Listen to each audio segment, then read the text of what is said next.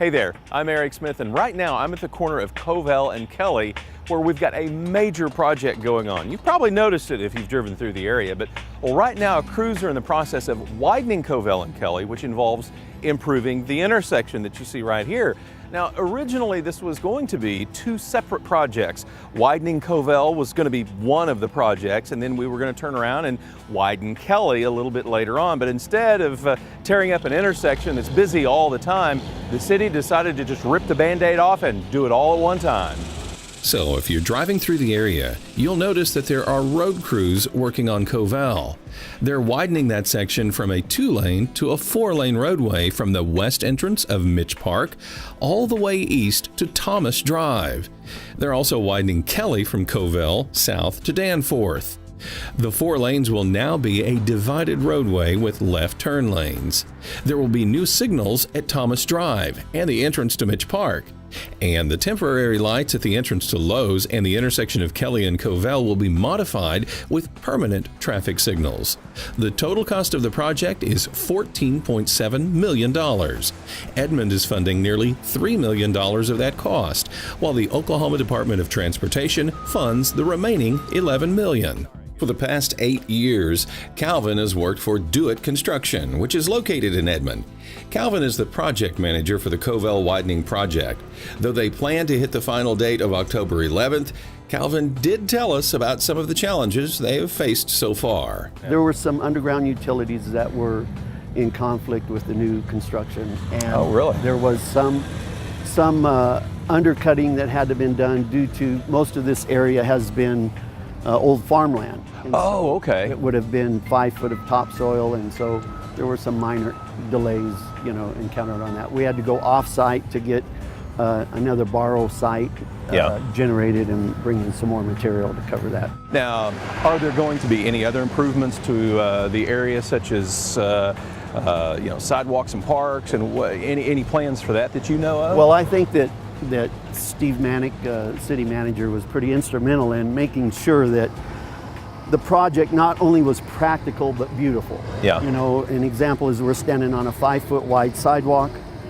These will all be 10 foot wide multi-pathway. Wow, no kidding. A multi-pathway that will go from Kelly, Danforth to Covell. 10 feet wide? 10 feet wide. I hope I don't mistake it for a road and drive on it. Exactly my goodness, I don't think I've seen a 10 foot wide sidewalk. Allow everybody to have a lot more population on it that may not be, you can ride your bike on it and so on and so forth. So, and then there's hand-picked trees that we're going to put in the center medians throughout Kelly. That's going to beautify that. There's, decorative lighting throughout the whole project that ties in with everything else that City of Edmond. To the look and the feel of the city. Exactly.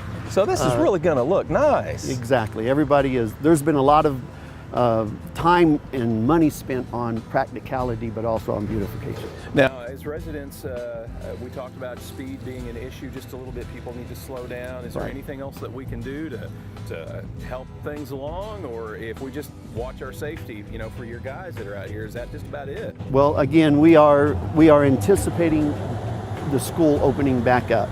Oh, okay. And so we are on a fast track mission to get that paved and that normalized through the school zone before they come back for this next session. So that's our main objective right now, and I think that we're going to be able to do that.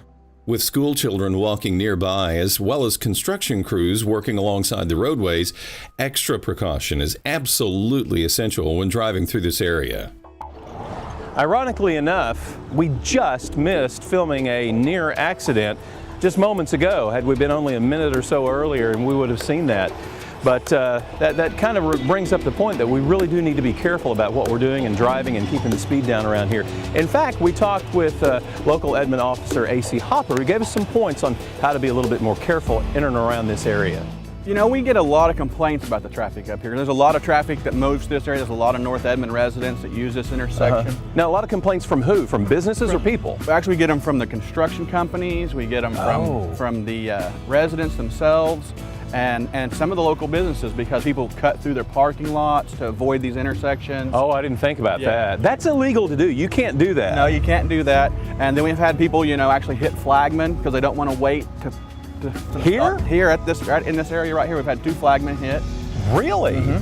Yep, so we've had the construction companies calling us saying, you know, they just made my flagman jump in the ditch, you know, because they wouldn't stop for it. Oh my gosh. And then we have the fact that it's a 25-mile zone now because of all the construction and all the things that are going on right now. So we get a lot of complaints and have a lot of issues. Yeah, I was going to ask you about that, how much trouble you've had, but it sounds like you've had a little bit. Has it been, tell me, has it been more than normal or kind of average? People, Well, you know, we get distracted. For what's going on, I would say it's average for the situation. But I mean, if we're talking about, there's more complaints that come about this intersection than any of the others in town. But like I said, we have a lot of things going on here right now. Yeah, quite a bit. And that really does surprise me that we've actually had a couple of guys hit. Yes. Yeah, luckily they weren't injured. They was just kind of a grazing thing, like a mirror on one of them caught them. Yeah. But you know, people sometimes they don't want to stop. They see the guy getting ready to step out in the road and like, I can make it, kind of trying to beat a red light or something. Is there anything else that we can do as residents other than watching our speed? And that's apparent that we got to do that. Anything else we can do to help out? You know, watch the signage, because a lot of these lanes move day to day. They may shift a lane that where you came through here yesterday and was on this portion of the road. Today it's moved over so they could do construction where you were at yesterday. So you got to read the signage. You got to watch for the construction workers and the flagmen and all that kind of stuff that's going on here. Because like I said, there is a lot of, they're working all 4 sides of this intersection. At one time. At one time. So there's a lot of people here. There's a lot of construction vehicles entering. And you got to watch for that. Just on the way here down the road, you know, they were doing some sidewalk work, but there was a flagman out in the street so that they could step off the curb and come into the road for a second to move some materials. Right. And so you got to watch for the people. It's just like I said, there's a lot of things going here. You just got to be observant. Now we're widening things quite a bit here, and I understand in a short amount of time this is going to be done. Is it going to be safer, do you think, out here once it's done? Absolutely. You know, we're going from 2-lane roads, and in some areas it was only 3-lane roads, to 4-lane intersections with turn lanes, island medians, which will help divide the traffic and make it a little more safer, hopefully, and have reduce crossover accidents, that type of thing. And then we'll have more signaling and signage that will make this a lot better intersection, more high flow traffic.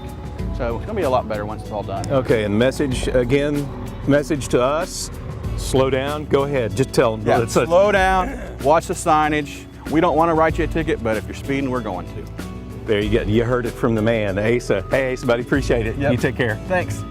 Remember that the speed limit through this area is 25 miles per hour.